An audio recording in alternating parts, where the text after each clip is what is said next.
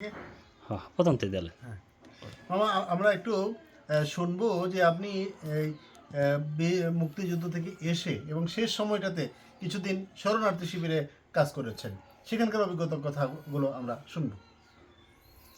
শরণার্থী ক্যাম্পে এই যুদ্ধ চলাকালীন কিছুদিন 1 মাস আমার ডিউটি আছে শরণার্থী ক্যাম্পে। আচ্ছা আচ্ছা একটা লোক আছেন বিহার চাকর আলাল করে নাম, আর একটা দোকানের আছেন আমার মানে তিনজন? হ্যাঁ 3 জন সারা ডিউটি করতাম। আচ্ছা, করলে পরে আমরা দেখতাম অবস্থা মানুষের কি মানে তাদের কি যে খাওয়া করুণ দাওয়া, ইতিহাস। তারপর খাওয়া দাওয়া 2 বেলা খাম, তাও কি ডাইল ইয়ার বুটের ডাইল না কি এর ডাইল হই ডাইল আর হইলো আতপ চাইল আর কিছু মশলা টসলা দিয়ে রাঁধছে 2 বেলা খাওয়ান মানে খিচুড়ির মতো আর কি। খিচুড়ির মতো, এটা বাড়ি খিচুড়ি না, একদম পাতলা।